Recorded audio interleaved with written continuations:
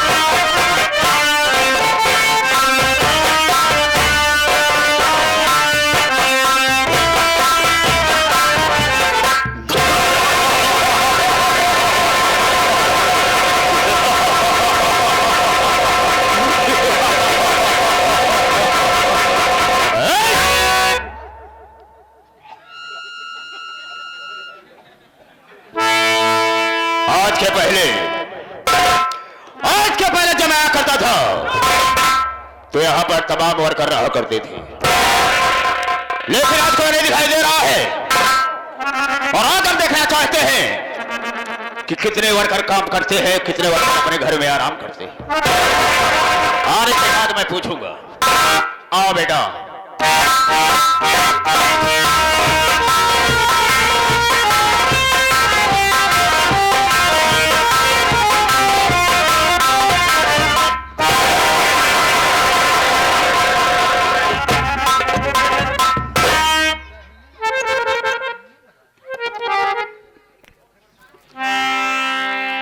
देरी हो गई, अब आप साहब पहले से आगे विराजमान हो गए हैं।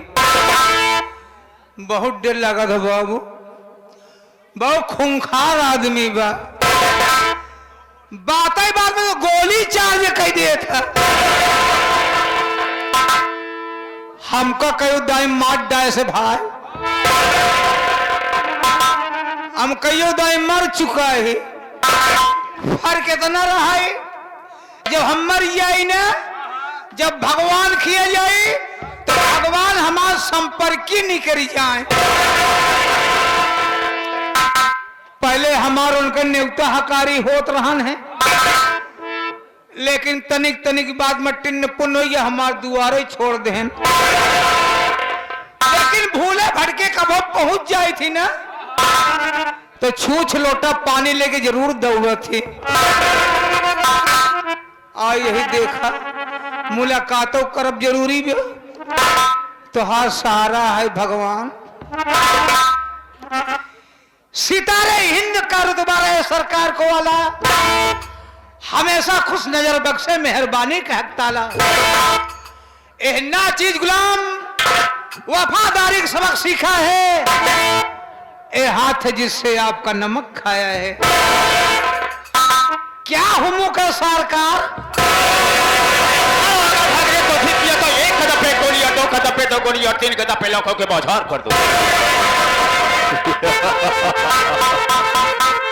डर गया सालो ना, डरे का नहीं, जो डर गया सो मर गया। हम तुझे गोली नहीं मारेंगे, लेकिन इतना जानना चाहेंगे कि सबसे पहले यहां पर मुझे आना चाहिए या तुझे आना चाहिए। कारण क्या है, मकसद क्या है, और लेट आने का मतलब क्या है। एक बात याद रखना, जो मेरे सामने झूठ बोलता है और गलत बात का इस्तेमाल करता है, गोली अंदर और दम। जितनी बात बताना दोस्ती बिल्कुल सही।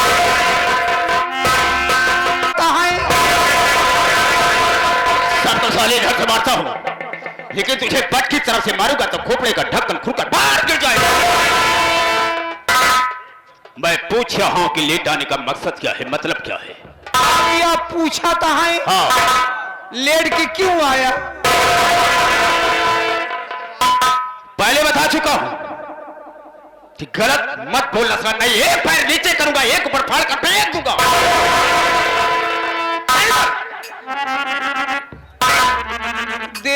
बाबू गुस्ताखी माफ हो। गुस्ताखी कहा जाता है? माफ करें बाबू, काहे लेट हो गया, मैं कारण हो गयो। हे बाबू, आज हम यमराज जी के बेवकूफ बना के आवत बाबू।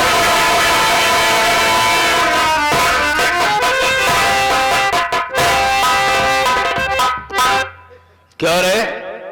भगवान को देखो बना कर आ रहा है, लेकिन वो कैसे? मैं भी जानना चाहूंगा। आप बैठ जाए महोदय जी। बाबू जी मृतलोक है, मृतलोक में आदमी को शंकर जी के पूजा पाठ करके विष्णु भगवान के पूजे पड़ा, यानी नाना प्रकार के देवी देवताएं की पूजाएं अर्चनाएं हो रही। हम कहे हमको को पूजा पाठ न करब, अगर हमका तपस्या करेगी बाबू तो हम यमराज की तपस्या करब। यमराज की तपस्या करे खातिर बाबू जंगल में भाग गए। जंगल में पहुंचे बाबू, खड़ा होके लागे करे तपस्या। जब खड़ा होके लागे करे दर्शन मिलबे न भवा, हम तुरंत ही ओलर ही गए। लेटे लेटे ढेर दिन करे बीड़ा जी तपस्या बाबू, तपस्या दर्शन नहीं मिले। हमका अब का करी? उठ के बैठ गए, उकरू मुकरू बैठ के जल्दी जल्दी उठा कर साले फेंक दूंगा 5 फीट ऊपर चला जाओ कुत्ते खेला। क्या खले लगा रे? तपस्या तो नाम क्यों नहीं लेता है? जैसे ले चाहे खड़ा हो गया।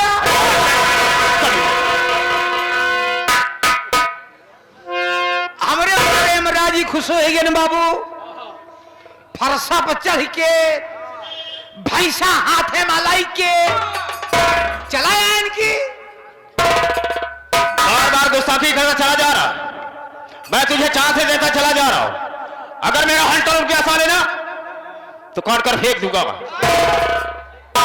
क्या बोला? क्या बोला तुमने? बे भैंसे पर चढ़कर और फरसे को हाथ में लेकर चले आए।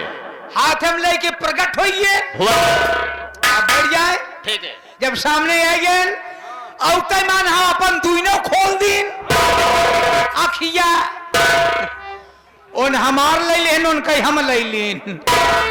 दर्शन दोनों तरफ से मिल गया। बोले बेटा, हे बेटा, मांग ले बेटा। मारूंगा सारा दिमाग खराब हो जाएगा। मैं तेरा बेटा हूं। यमराज जी हमका कहने आपका कहा था ही, तो इशारा मेरी तरफ क्यों करता है? आए तो दू ही जने। ऐसा बोल पागल कहीं। बेटा यमराज जी हमका कहा था, मांग ले बेटा मांग ले, हमका कुछ न मांगा। बोले हमारी तपस्या के तुमको मांगना पड़ेगा। हमका ठीक है मांगब, 3 चीज मांगब, अपने खातिर ने मांगा, सब तोहरन खातिर मांगब। यमराज जी हंसल, ऐसा भगत देखबे न भाई कि जौन भगत हमारे खातिर मांगे। बोले ठीक है तुम्हारी मर्जी है, तू हमारे वास्ते मांग ले। मौका पाए मांग लीन बाबू। हम कहे अगर आप खुशी है तो तोरे भैंसक सींग जवन बे दोनों खड़े होके आपस में एक हुई जाए। कहता मान इतनी मोर सिंह इतनी बड़ी भैंसों के बीचों बीच खोपड़िया व्यक्ति हो तो गए। बोले दूसरा वरदान मांग। हम का मांगब? कह मांग। हम कहे अगर आप खुशी हैं तो आज आप इस सिंह के ऊपर बैठ जाए। यमराज हक बकाई हैं, अब सिंह ही कैसे बैठे। लेकिन हारी बा जंजाल फंसा बनिया का करे, सौदा करे। यमराज ज्ञान पता नहीं का सोचेन, वही सिंह को पूरा गच से बैठे तो गए। बाबू हिसाब किताब बदल हाथन जी भी निकरी वही पैसे छटपटाता है। अरे गा गा अरे गा गा गा गा अरे गा गा वही पे कहता वहां अरे मांग मांग तीसरा मांग मांग मांग तीसरा मांग। मौका पर तीसरा मांग ली। हम कहे अगर आप खुशी हैं, अगर आप खुशी हैं तो तोरे भैसक सिंह जैसे रहो वैसे फिर हो जा। लाग सिंह अलग हो लागे चाचा फैया बड़े बड़ा बदतमीज में सुअर कही का सुअर की औलाद बड़ा बदतमीज भाग जा साले, अबे भाग जा। जब कहने भाग जा इतने में मोरा खिए ही खुल गई।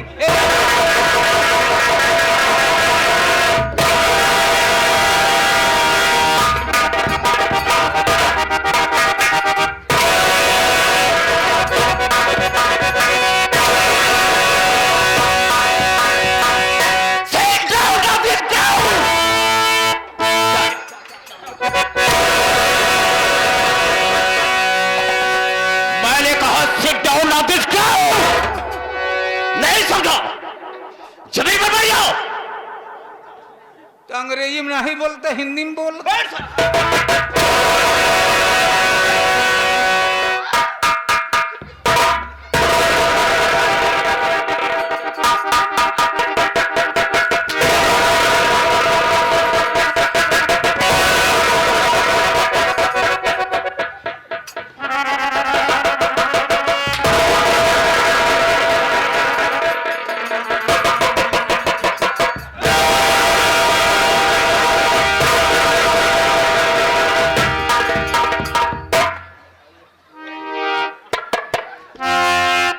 साले वो मार दूंगा, दिमाग खराब हो जाए, घर जाने का भी नहीं रहेगा साले।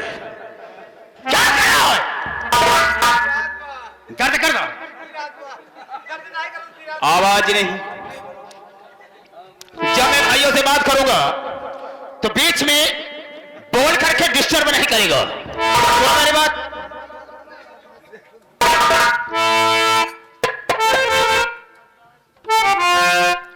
हाँ तो मेरे दोस्तों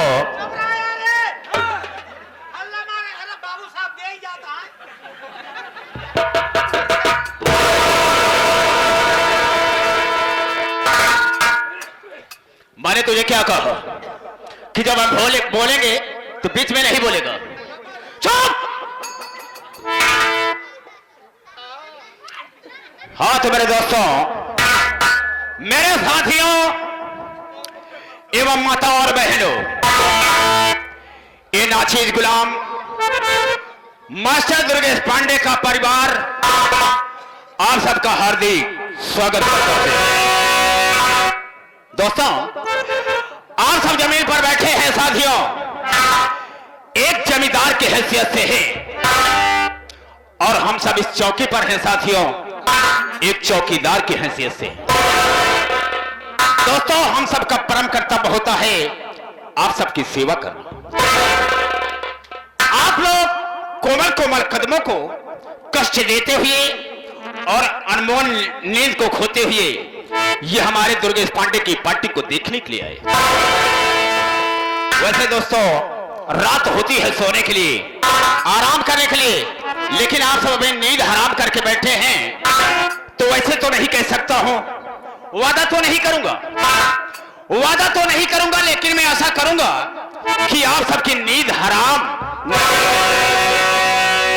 लेकिन दोस्तों, आप सबका शांति का सहयोग हम लोगों की सफलता होगी।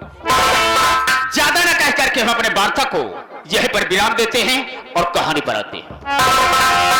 तो सबसे पहले मैं अपना परिचय बता देना ज्यादा बेहतर एवं मुनासिब समझता हूं। रास्ता चलने वालों को रास्ता तमाम है और सब भाइयों के कदमों में मेरा प्रणाम।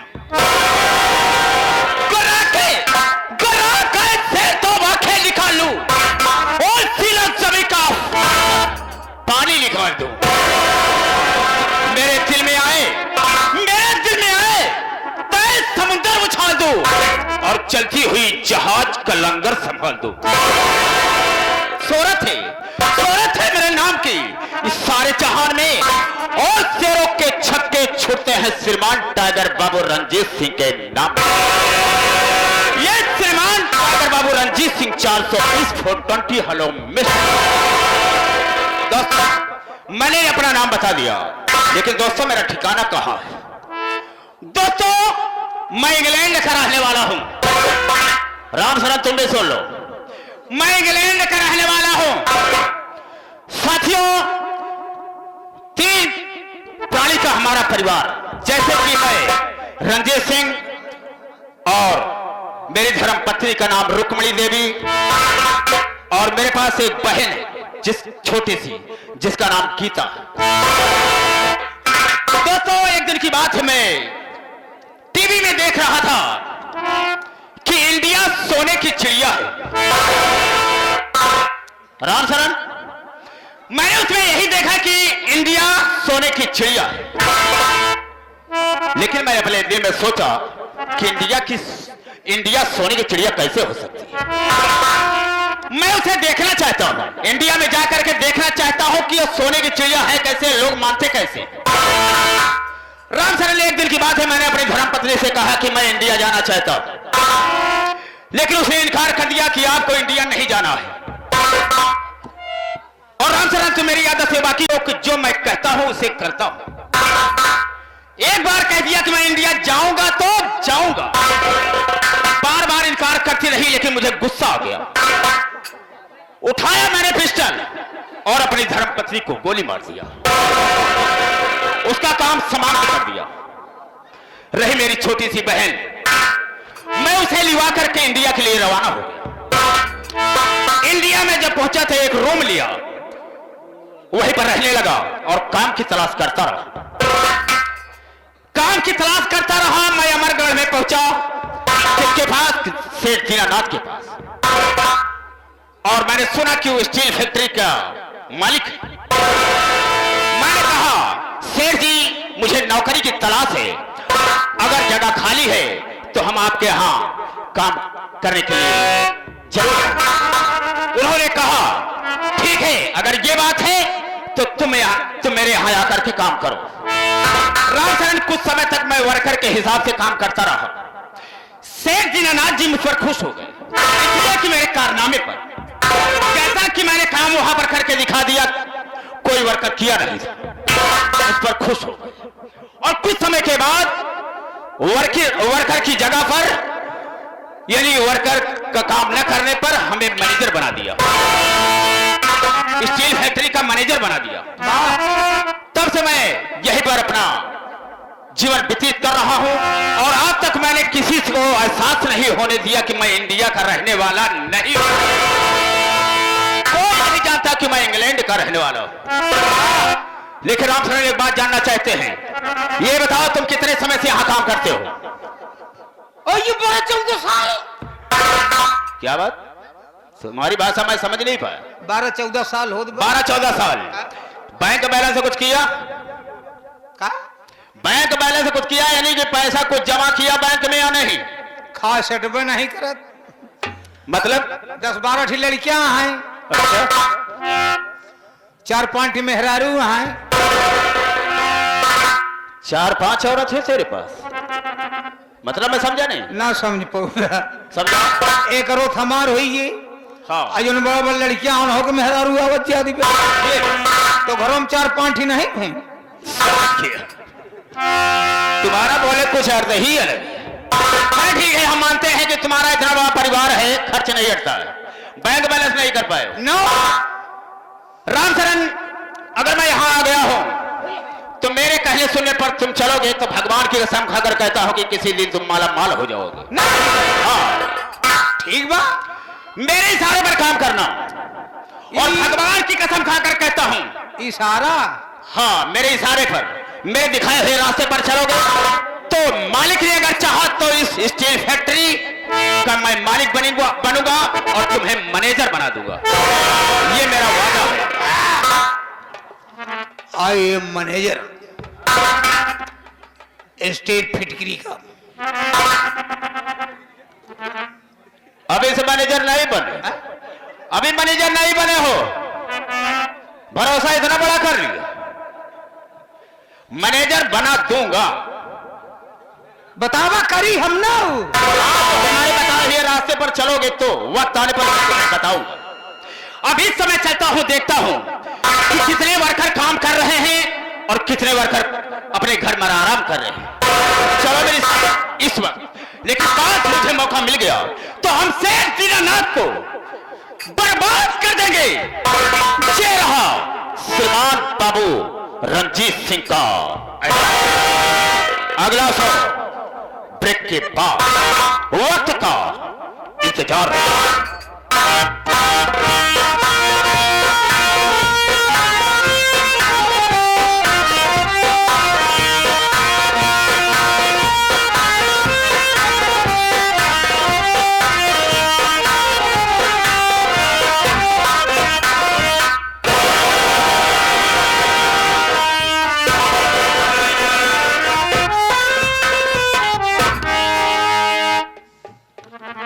शेर जी के चरणों में दास का प्रेम स्वीकार हो।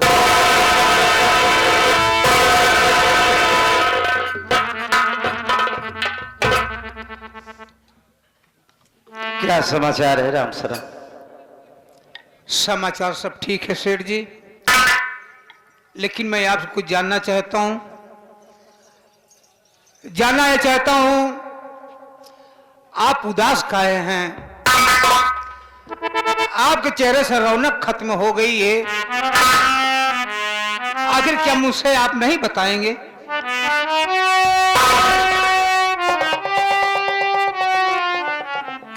राम सरन, आज हम उम्र के उस पड़ाव पर पहुंच चुके हैं जहां हमें अपनी जिंदगी की सारी जिम्मेदारियों को निभाना है।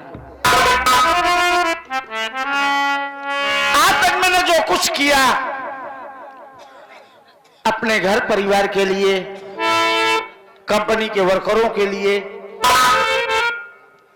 शायद मैंने जिंदगी के अहम पहलू को उस हिसाब से नहीं लिया। रामदेव, तुम तो जानते हो कंपनी के साथ साथ घर की भी जिम्मेदारी है। दोनों बच्चे सयाने हो गए हैं। मेरी बेटी चंदा भी सयानी हो गई। जिंदगी की भागदौड़ में पता ही नहीं चला कि कब मेरी बेटी जवानी की दहलीज पर कदम रख दिया। उसकी शादी की चिंता मुझे सताए रहती है और यही कारण है कि मेरे चेहरे से खुशी गायब है। राम सरन जी बाबू, आप तो जानते हैं कि मेरी पहली पत्नी से गौतम और चंदा, मेरी पहली पत्नी का जब स्वर्गवास हुआ तो मेरे दोनों बच्चे बड़े मासूम थे। कंपनी के वर्करों ने, मेरे रिश्तेदारों ने, सहयोगियों ने, साथियों ने सलाह दिया कि देख दीनानाथ, जिंदगी बहुत बड़ी है, तू अपनी जिंदगी को किसी न किसी हाल में गुजार लेगा, लेकिन सोच अगर तू कंपनी चला गया तो तेरे मासूम बच्चों को कौन देखेगा। इसलिए रामचरण लोगों के कहने पर मैं मजबूर हो गया और सोचा तो हकीकत मेरे सामने आ गई। मैंने दूसरी शादी की और दूसरी पत्नी के रूप में जब कंचना इस घर में आई, मेरे बच्चों का लालन पालन किया और कंचना की गोद से भी एक बच्चा पैदा हुआ जिसका नाम गोविंद है। यही चिंता अब है कि जब पौधा पेड़ होने पर आए तो उसे उचित जगह पर लगा दिया जाए, नहीं जमाने को देखते हुए उसमें हवा लगती है। यही चिंता है राम सरन। आप बढ़ जाएं, सब चिंताएं दूर हो जाएगी। मैं ये सोच रहा हूं कि मैनेजर साहब को बुलाओ तो मैं उनसे कुछ मशवरा करूं इस विषय में। बढ़ जाए, मैं बुलाता हूं। मैनेजर बाबू, यहाँ पे भी अवसर है, यहाँ पे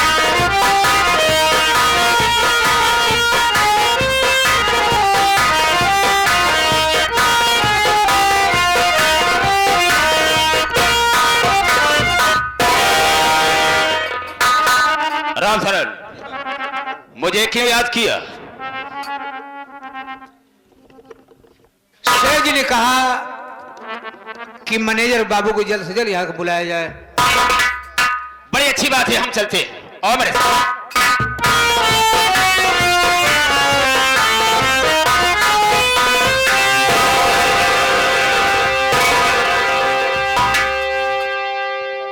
शेर जी, आपने मुझे बुलाया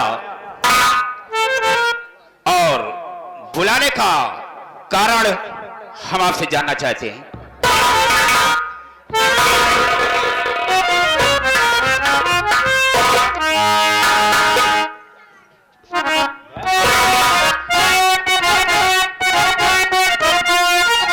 और ये किस लिए है बुलाए तुझे सेठ जी, किसी लिए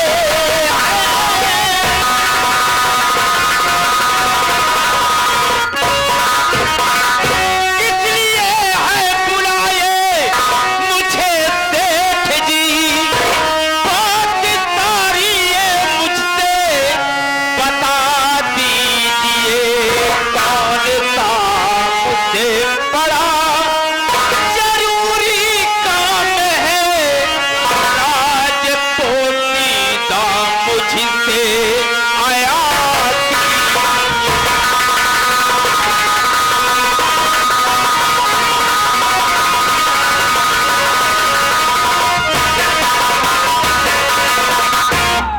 सर जी, बुलाने का कारण मैं जानना चाहता हूं। मुझसे अगर कोई गुस्ताखी हो गई हो तो उसके लिए हम आपसे क्षमा चाहते हैं। जरूर बताऊंगा मैनेजर साहब। किस लिए हूं बुलाया मैनेजर तुम्हें, क्या सब बताऊंगा तुमको, सुनो इस घड़ी चंदा बिटिया की शादी, करूं कैसे मैं, सर पे चिंता हमारे यही है।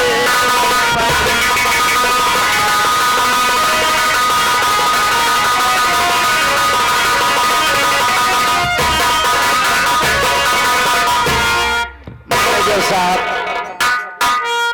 आपको मैंने आज तक कभी नौकर की हैसियत से नहीं देखा। आप भी मेरे घर के एक सक्रिय सदस्य हैं, इसलिए आज तक तो मैं अपनी जिंदगी को अपने बाल बच्चों, कंपनी और वर्करों के हिसाब से जीता चलाया। लेकिन एक बाप का जो फर्ज होता है, अब उसको निभाने का वक्त है। आपने ठीक कहा सेठ जी। आपके जिस तरह से घर के सदस्य हैं उसी तरह से आप मुझे भी जानते हैं। लेकिन सेठ जी, एक बात कहना चाहता हूं। आप ये जानते हैं, लेकिन मैं अपने को आपके घर का सदस्य जरूर समझता हूं, लेकिन हूं तो इस समय आपका नौकर ही। इसलिए अपने पूरे परिवार को बुलाकर पूछ लीजिए, जो सलाह उनकी होगी वही सलाह मेरी भी। ठीक है, मेरे पूरे परिवार को बुलाओ। आप बैठ जाइए, मैं अभी